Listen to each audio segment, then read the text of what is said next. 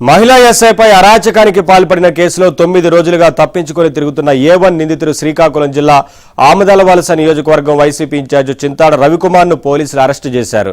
YCP అనుకూల మీడియాతో మాట్లాడేందుకు నిన్న రాత్రి తాను ఉన్న ప్రాంతానికి రిపోర్టర్లను రవి పిలిపించుకున్నారు.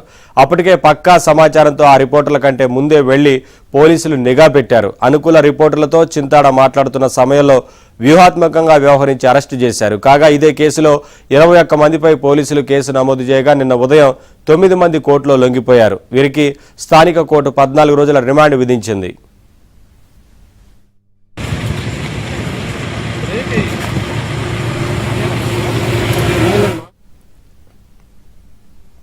వైసీపీ అధినేత జగన్ శ్రీకాకుళంలో పర్యటించిన సమయంలో చింతాడ సహా వైసీపీ నేతల నిబంధనలకు విరుద్ధంగా రోడ్లపై చిందులు తొక్కారు. బందోబస్తు విధుల్లో ఉన్న బూర్జా పోలీసు స్టేషన్ మహిళా ఎస్ఐ ప్రవళికను నడి రోడ్డుపై అడ్డుకుని దుర్భాషలాడుతూ అరాచకానికి ఒడిగట్టారు. ఈ ఘటన రాష్ట్ర వ్యాప్తంగా తీవ్ర సంచలనం సృష్టించింది.